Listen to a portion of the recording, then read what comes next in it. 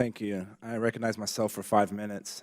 I've been in Congress for 7 months, I think that's it, and my staff makes fun of me because I say the word outrageous a lot.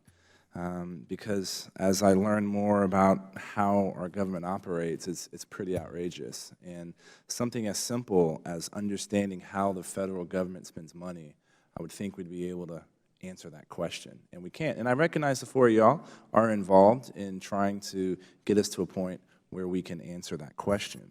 And my understanding, and Mr. Lieberich, I think the philosophy that y'all are using to try to solve this problem is a good one.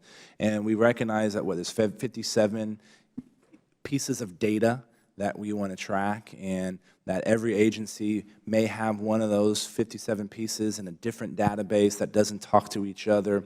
Now, for me, it doesn't take 2 years to map that.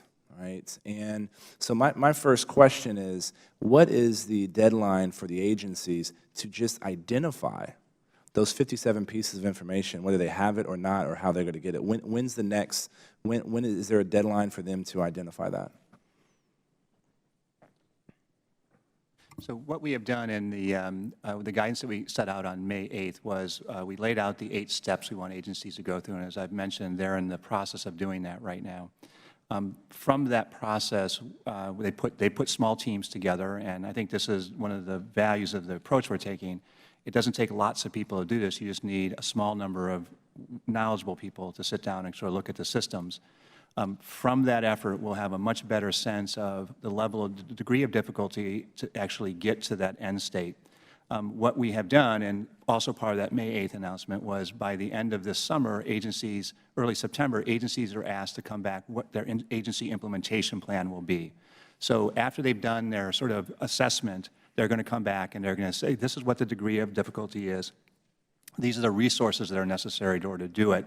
So what resources do they need in order to look through their databases to find out that there's 50, where that 57 piece of information is? And Mr. Mader, you said at the beginning, and I wasn't around when the Data Act was passed. I think it's a good thing, and we're moving in the right direction.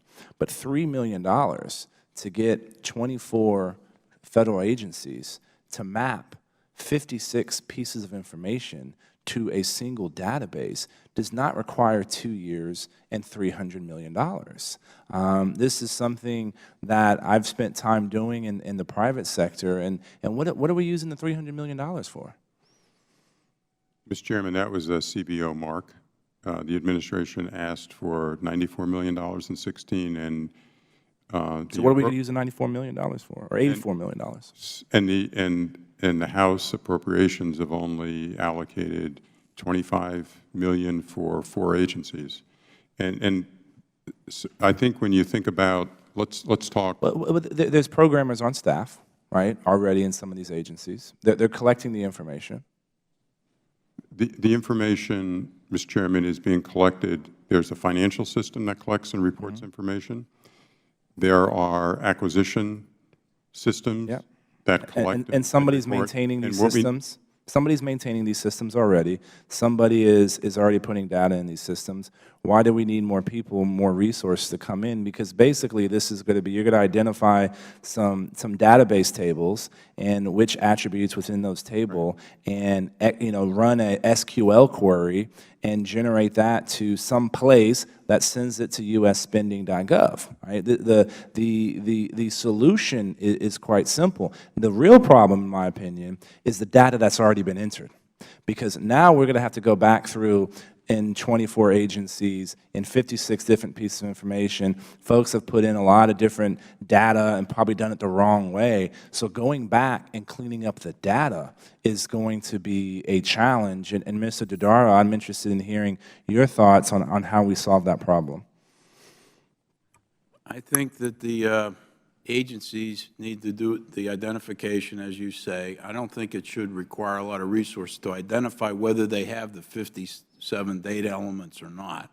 The question is, what's the gap between what they currently provide and what they need to do in order to come into compliance with the standards and ensure the quality of the data? There's a lot of money being spent now by the federal government to produce inaccurate, incomplete data. And I think that the money we also ought to look as to whether some of the money that's currently being spent for the systems, our estimate is there was about, this current fiscal year, about $900 million spent for financial management systems upgrades across the federal government. Some of that money potentially could be reprioritized to come into compliance with these standards. Amen, brother. This you know, help us identify these things, because and know this, and I recognize the endeavor that y'all are taking, right? And also make sure the agencies that you're working with, because y'all got to create the framework. Y'all have already hit the timelines that you're supposed to hit, you know, good on y'all. But the agencies better make sure that they're giving you the information that y'all need in order to move forward, because this will be something that we continue to look at as we go forward in executing our oversight role, because this really is outrageous that we don't know how much money is being spent, and we're spending money on, you know, poking voodoo dolls when we're hangry to see if you poke it more than not. And this is the kind of stuff that needs to stop. This is the kind of stuff that I think the folks that we represent expect us to fix, and we're going to need y'all's help to do that. But also know we're watching. We're going to continue to watch, and if there's folks that are having, if there's agencies that y'all are having difficulty with, please let me know. Any further questions?